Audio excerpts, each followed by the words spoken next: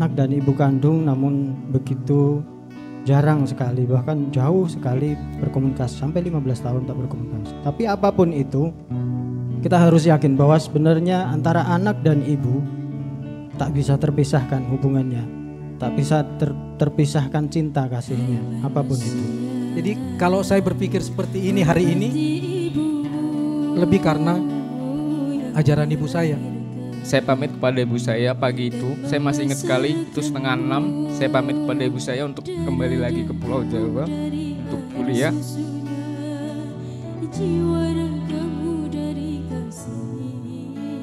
Itu hari Jumat, jam 5:30 pagi, ibu saya menangis di pojokan, tidak ikhlas saya melanjutkan studi di Pulau Jawa lagi dan meninggalkan beliau. Saya menangis di pojokan, saya samperin, saya bilang kepada ibu, Bu, Giza nih sedang tidak meninggalkan ibu, tapi sedang membahagiakan ibu dengan cara yang lain gitu.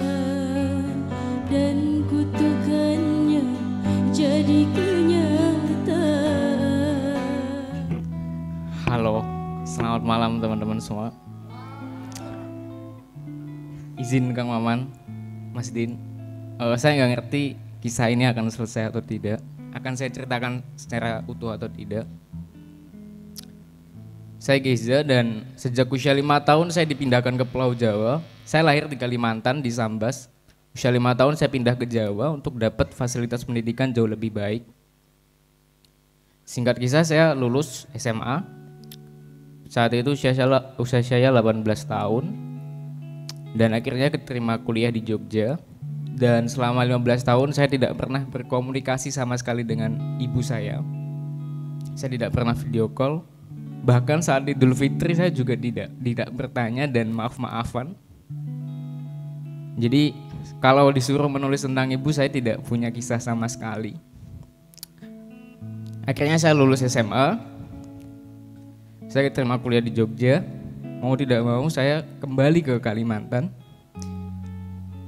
Saya seminggu di sana ketemu ibu saya, dan setelah 15 tahun tidak merasakan seperti apa sih kasih sayang ibu. Akhirnya tahun lalu saya bisa, oh ini kasih sayang ibu gitu. Bagaimana nikmatnya masakan ibu, bagaimana disayang ibu, bagaimana dipeluk ibu, bagaimana dimanja oleh ibu tuh baru saya rasakan 1 tahun yang lalu setelah saya 20 tahun hidup. Saya seminggu di sana dan saya pamit kepada ibu saya pagi itu. Saya masih ingat sekali, itu 5:30. Saya pamit kepada ibu saya untuk kembali lagi ke Pulau Jawa untuk kuliah.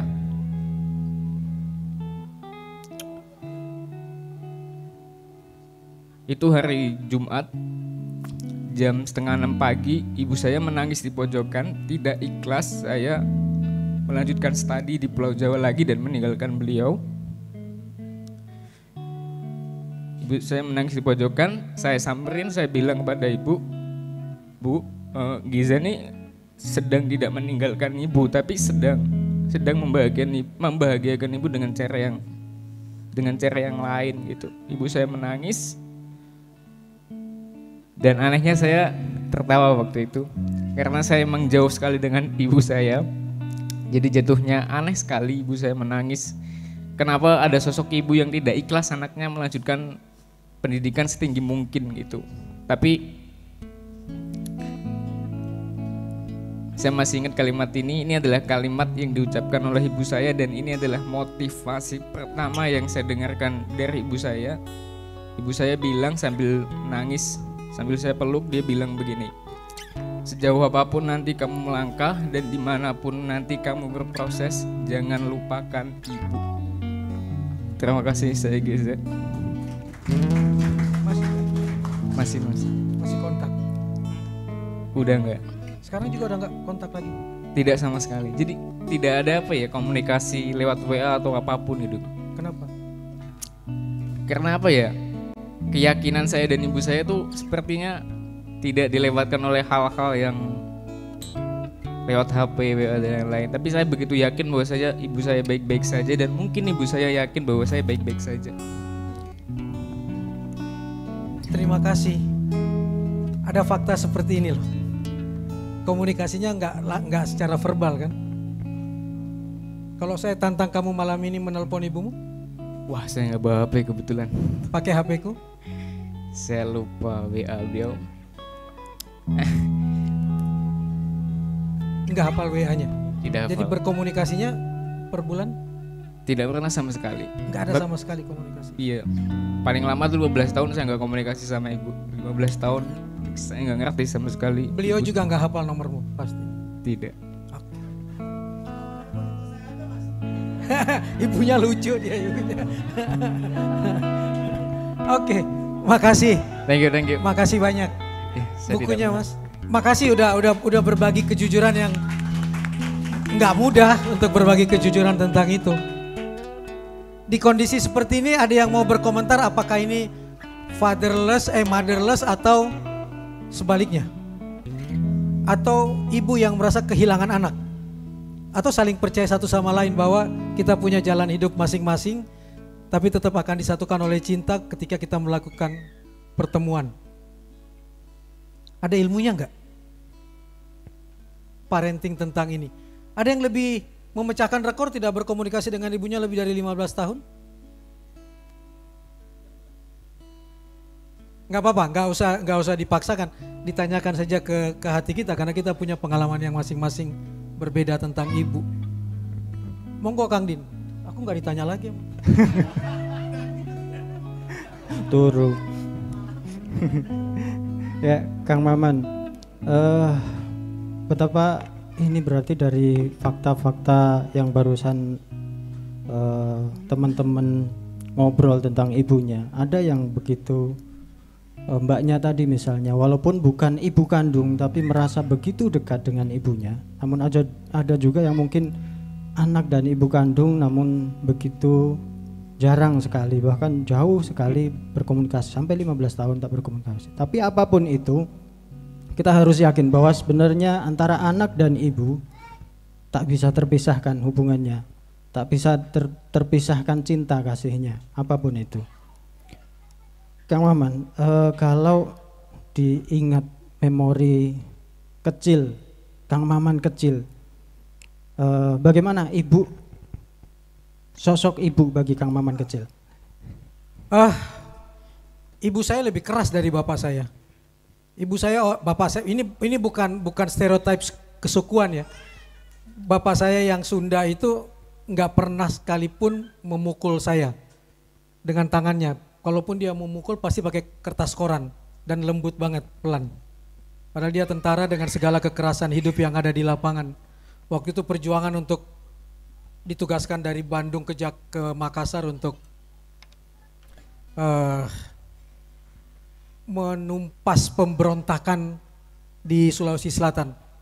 Sementara ibu saya sebaliknya, anak tunggal yang sempat terpukul karena bapaknya menikah lagi.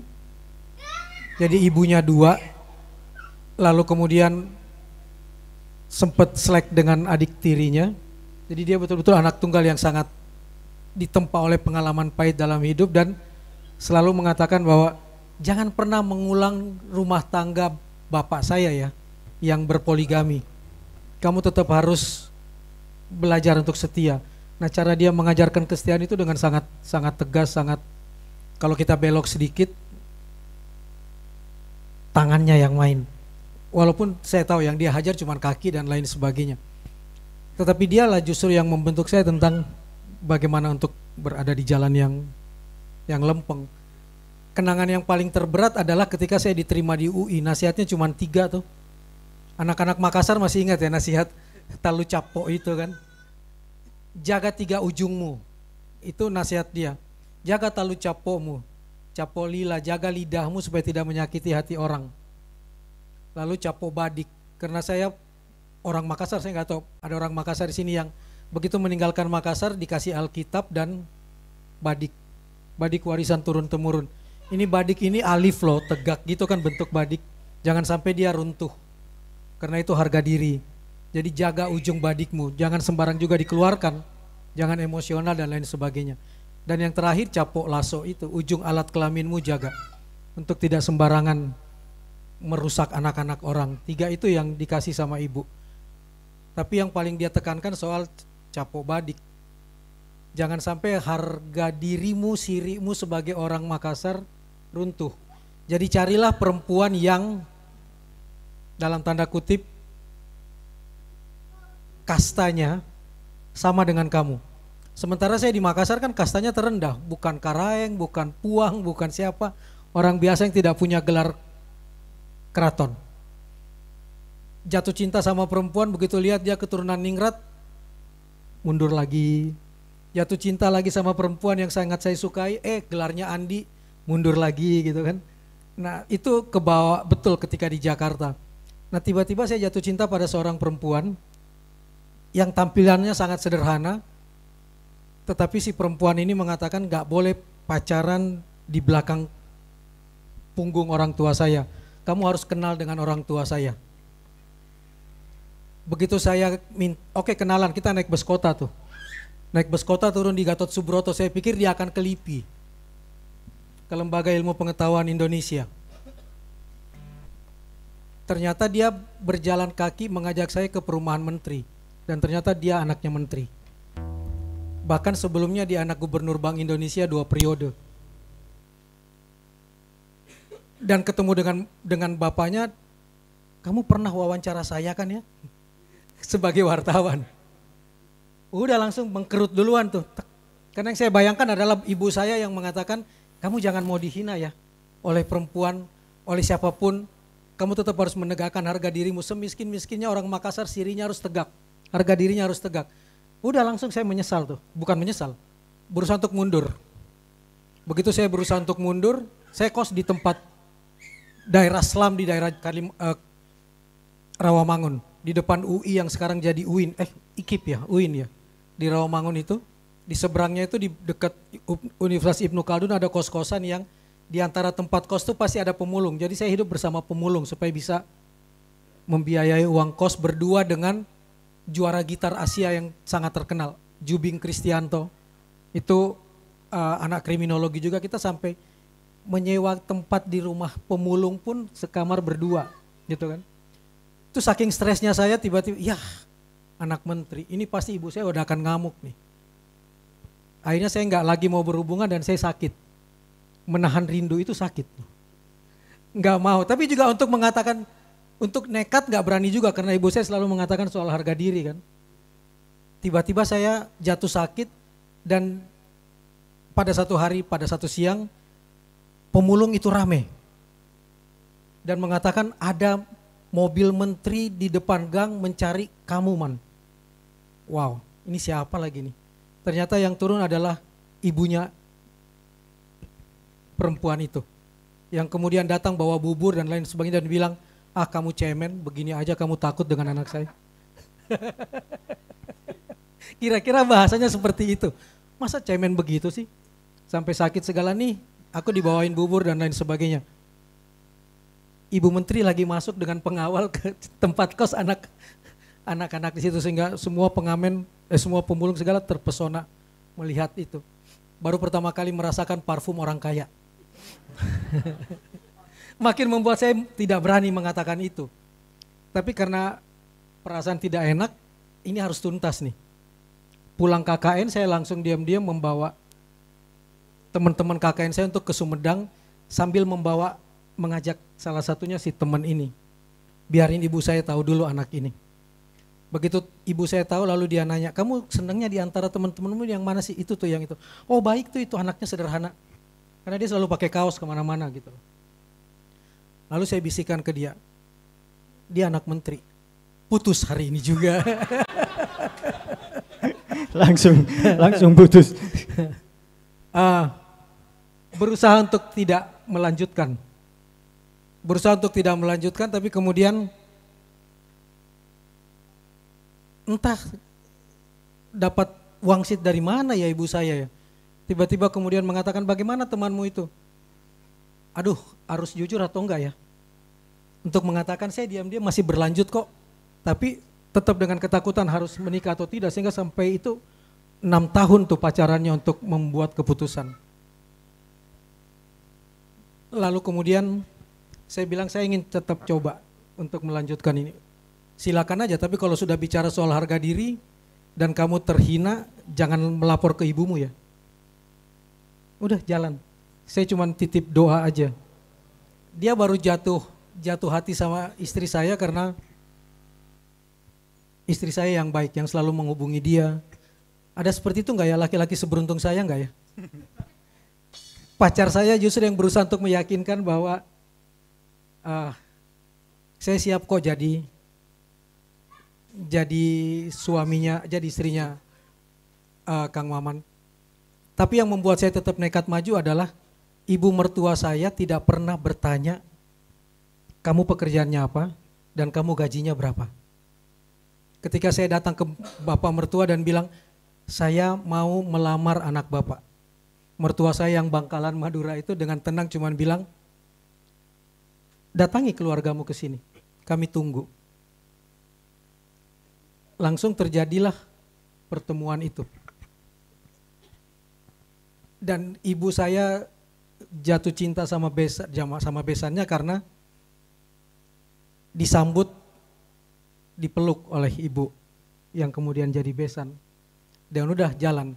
Tapi yang paling menakutkan adalah ini pernikahan antara orang Makassar dengan orang Madura. Ini anaknya jadi carok atau jadi apa nih? Gitu. Jadi warok atau jadi apa? Itu rada keras juga kan waktu itu.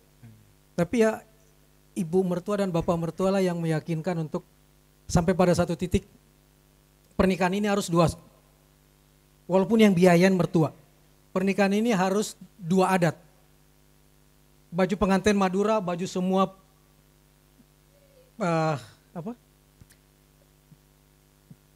yang barisan itu, bridesmaids-nya itu apa?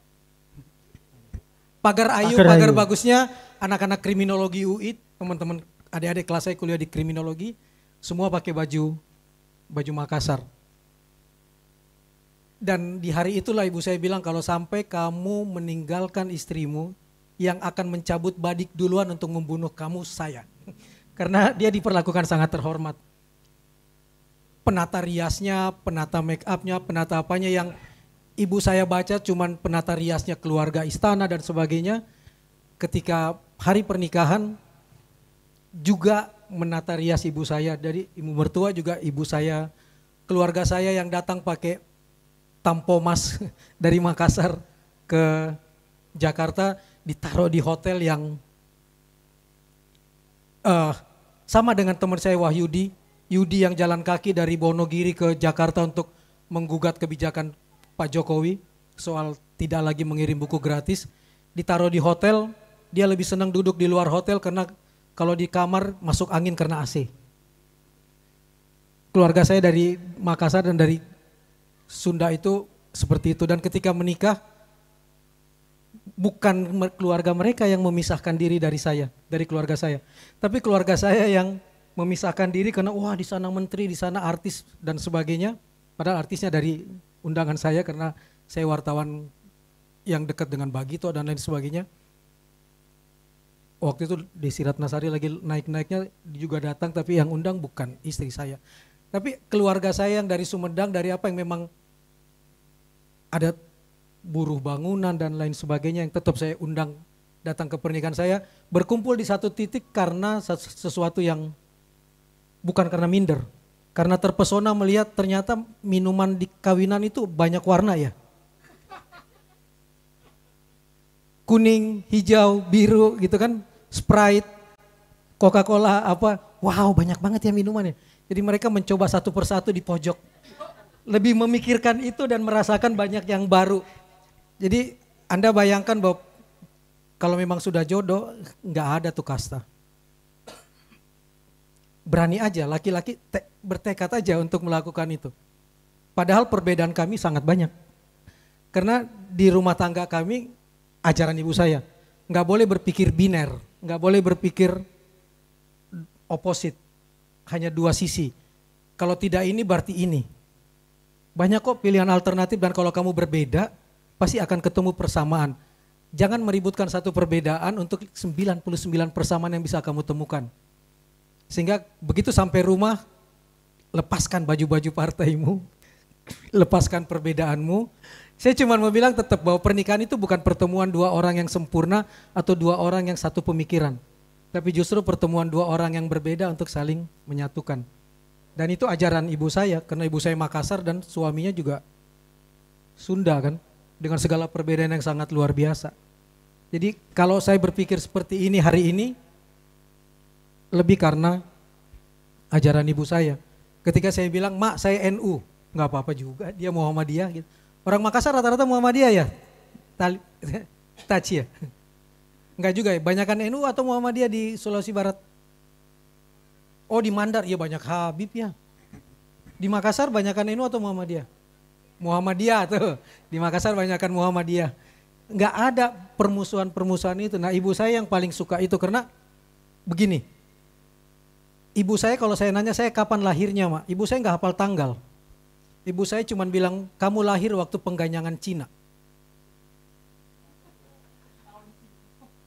10 November 65 itu 65. ada konflik rasial di Sulawesi antara orang Cina dengan bukan orang Cina. Dan ibu saya trauma dengan kekerasan, padahal istri tentara gitu kan ya. Nggak seneng dengar bunyi pistol, nggak seneng dengan kembang api, dia stres. Saking stresnya dia orang yang pertama menyetujui ketika adik tirinya menikah dengan orang Cina. Walaupun orang Cina itu supaya aman harus jadi Islam dulu dan harus mau ikutan ronda. Persyaratannya cuma itu. Saya masih ingat tuh, namanya Joni. Seperti itu misalnya. Lalu adik saya yang kedua ditanya, kamu adik saya kapan lahirnya? Waktu pengganyangan gereja. 2 Oktober 67 terjadi konflik antar agama di Sulawesi. Nah ibu saya selalu bilang gini, nanti kalau kamu menikah, jangan pernah seperti ibu ya. Kalau mengingat hari lahir anakmu yang diingat konflik. Bicara tentang perdamaian, kayak bicara tentang cinta, kayak bicara tentang kebinekaan supaya kamu hafal tanggalnya. Bukan hafal kejadian yang sangat menyakitkan. Itu yang membuat saya selalu mengatakan di hashtag-hashtag saya, termasuk di buku ini, tidak bineka bukan Indonesia. Jadi ibu begitu kuat mempengaruhi saya soal kebinekaan. Padahal ibu saya hanya lulusan SMP. Tapi dia sangat menyadari betul tentang keberagaman itu anugerah, bukan untuk diseragamkan. Dialah yang nanamkan itu ke saya. Ya.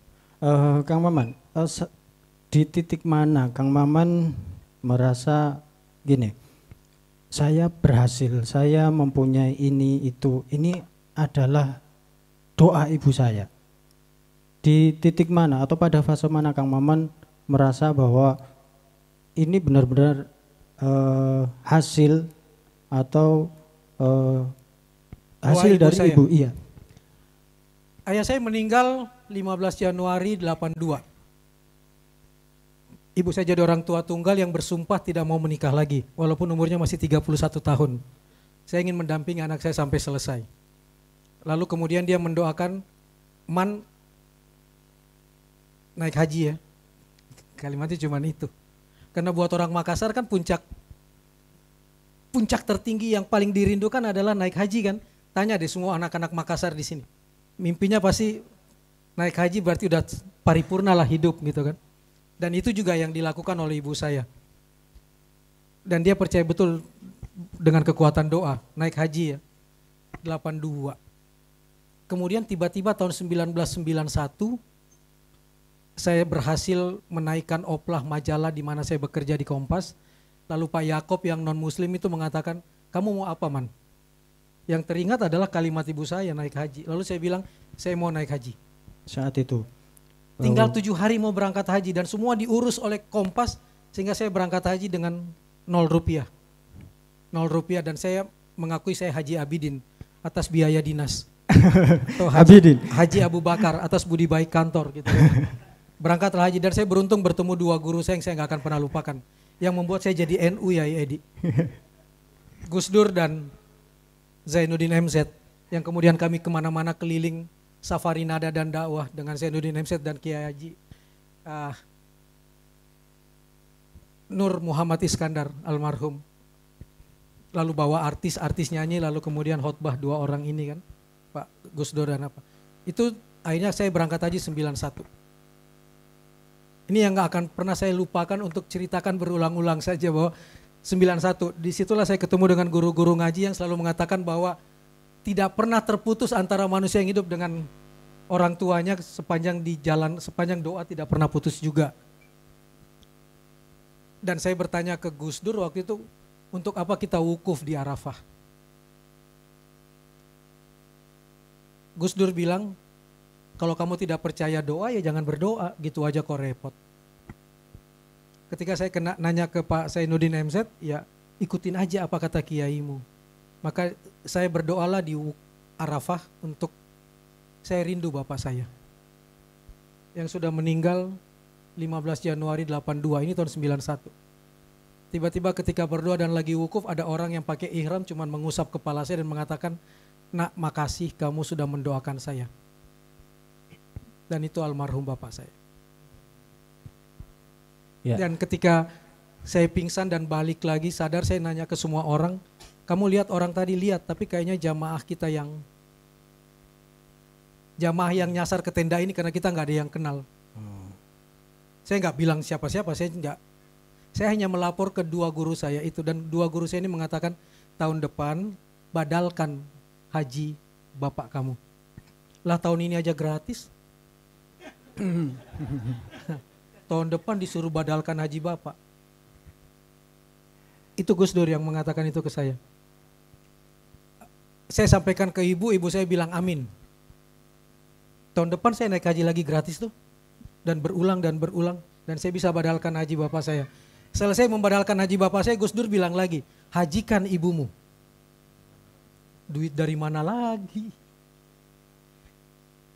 Tapi kemudian saya menjadi managing director di biro iklan dan dapat bonus yang langsung bisa menutup kredit angsuran untuk naik hajinya ibu saya. Dan untuk pertama kalinya di depan mata saya, orang Makassar perempuan itu paling susah menyatakan cinta kan. Anakku yang tersayang, anakku yang tercinta, tadi ada nggak kalimat dalam bahasa Makassar apa itu cinta? Khusus bahasa Makassar atau Mandar atau Bugis, ada nggak? Ada kata cinta? Dalam bahasa asli daerahnya? Nggak ada kan? Yang ada cuma rindu kan? Jadi ibu saya pun nggak pernah menyatakan cinta pada anak-anaknya karena nggak ada dalam terminologi bahasa daerah kami kata cinta itu. Rindu. Tapi di hari ketika saya mengatakan saya punya duit untuk mama naik haji, itu kalimat cintanya berhamburan sambil memeluk saya dan menangis. Moga-moga jadi berkah untukmu, moga-moga jadi berkah untukmu, moga-moga jadi berkah untukmu. Dan alhamdulillah ibu saya bisa naik haji, dan kemudian ibu saya mengatakan saya sudah tidak punya keinginan apa-apa lagi. Jadi jangan pernah diberatkan oleh saya ingin membahagiakan ibu saya ingin, nggak usah diberatkan itu karena udah cukup saya dengan naik haji. Itu yang nggak akan pernah saya lupa dari ibu saya, dan dia konsisten dengan itu. Sehingga kalau mau jujur saya bilang, berapapun penghasilan saya, ibu saya cuma mau menerima uang bulanan dari saya 1.750.000 sampai akhir hayatnya setiap bulan, nggak boleh lebih. Kalau lebih dia balikin. Dan dia bilang saya cukup dengan uang segini di Sumedang. Itu pun masih dia bagi ke anaknya. Dan dia tidak pernah meninggalkan utang, malah meninggalkan rumah yang bisa kita bagi bareng-bareng. Dan salah satu wasiatnya adalah anggap mama tidak pernah meninggal, jadi kirim selalu uang 1.750.000 transfer antara tahajud dan duha, sedekah subuh. Dan saya beruntung punya handphone kan, sekarang ada Kitabisa kan. Jadi begitu terbangun ingat ibu, buka Kitabisa, siapa nih yang bisa ditransfer setiap bulan, entah itu cuma 50.000, tapi total setiap bulan seperti wasiat ibu adalah 1.750.000. Dan itu yang masih jalan sampai sekarang, dan saya nggak akan pernah lupa. Dan kalau buka Kitabisa nggak ada nama saya, yang ada adalah nama ibu saya. Dan tidak membuat saya miskin tuh, malah yang terjadi adalah Al-Baqarah 261 kan. Kalau kamu menanam satu butir akan jadi 10 tangkai, dan setiap tangkai itu adalah 100. Ya salah satunya tuh royalti buku itu. Royalti buku itu berapa? Adik-adik tahu? 1.750.000 itu kalau kali 20 berapa? Nah itulah royalti buku saya. Makasih ya. Ini belum terbit, tiba-tiba dia bilang, Kang saya udah transfer ya royaltinya. Belum dijual loh, gak apa-apa kata Yai. Bayangin gak? Jangan iri loh Mas Alfi. Itu yang gak akan seperti, jadi sangat kecil apa yang saya berikan di wasiat ibu saya dibanding apa penghasilan yang saya dapatkan. Iya. Dan selalu nasihatnya adalah Al-Baqarah 261, Al-Baqarah, nggak salah ya, Al-Baqarah 261 ya. Al-Baqarah 261 itu. Sama satu yang dia bilang, kalau kamu masih mau tetap hidup bahagia ya, kamu kan bertahun-tahun menjadi anak yatim. Maka jangan membohongi agamamu. Salah satunya kan orang yang membohongi agamamu adalah tidak memberi pada anak yatim kan dan fakir miskin itu. Ara'aital lazi yukasibu bidin itu, tahukah kamu orang-orang yang mendustakan agama. Dua ini yang ibu saya selalu bilang, kamu pernah jadi yatim. Kamu merasakan jadi yatim, maka kamu harus jadi saudaranya yatim. Bahkan Rasulullah ketika Ramadan, saya lupa, menjelang Ramadan melihat anak-anak berlari-larian bahagia tapi ada satu anak yang bersembunyi, lalu ditanya, kenapa nak? Malu karena tidak punya baju yang baru. Malu karena bapak ibunya nggak lengkap, bapaknya meninggal di perang, ibunya nikah lagi. Lalu kemudian Rasul menaruh anak itu di atas pundaknya dan mengatakan, sejak hari ini kamu anakku. Jadi kalau kamu berbagi kepada yatim, kamu sejatinya berbagi kepada anak-anak Rasulullah. Dan itu tidak akan pernah rugi. Nah ini yang ditanamkan selalu oleh ibu. Itu yang kemudian saya tulis di dalam buku-buku saya. Dan menginspirasi lahirnya semua buku saya tentang perempuan. Jadi rezeki saya yang 40 buku, saya udah 40 buku dan hidup dari 40 buku. Berarti hidup dari kiriman ibu saya, karena itu ide-idenya ibu saya kok. Saya cuma menjiplak. Ucapan ini saya jiplak, jadi cover. Ibu. Judul Aku lelakimu setia menunggumu itu kalimat ibu saya ketika saya bilang, Mak nggak mau nikah lagi. Enggak, karena bapakmu bilang aku lelakimu setia menunggumu. Jadi buku puisi, cetak ulang terus misalnya kayak gitu. Itu yang saya percaya betul. Makanya saya dari tadi minta, bisa nggak sih ngasih lagu keramat? Hah, bisa. Siapa yang nyanyi? Ada Ulfa nggak sih di sini? Ulfa kan ya? Yang juga nyanyi yang ada video lagi nyanyi itu kan? Nyanyiin dong. Wow, terima kasih untuk Ulfa. Kita tepuk tangan untuk Ulfa. Saya taunya Ulfa bagi banyak orang adalah teman-teman yang nyanyi kalau di kajian burdahnya Yai Edi. Tapi kemarin dikasih lihat ada video tentang lagu itu ya. Lagunya Eri Susan ya. Lagunya Eri Susan atau lagunya Roma Irama sih itu? Roma ya? Ada yang mau joget? Makasih Ulfa, ternyata ada loh Ulfa.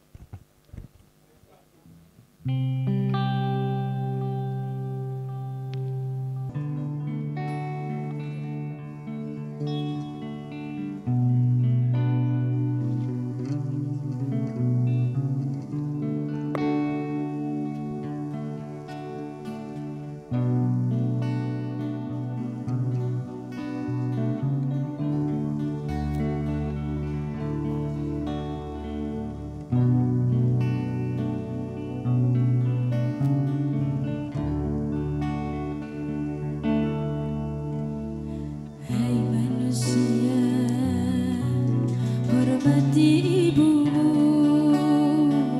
yang melahirkan dan membesarkanmu.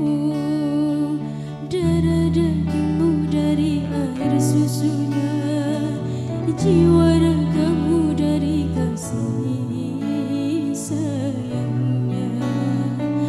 Dialah manusia satu-satunya yang menyayangimu tanpa ada batasnya.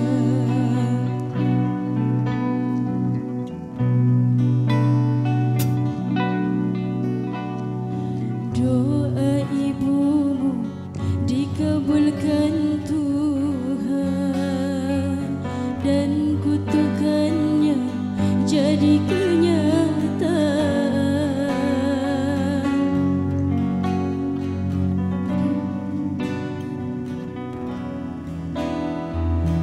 Ridho ilahi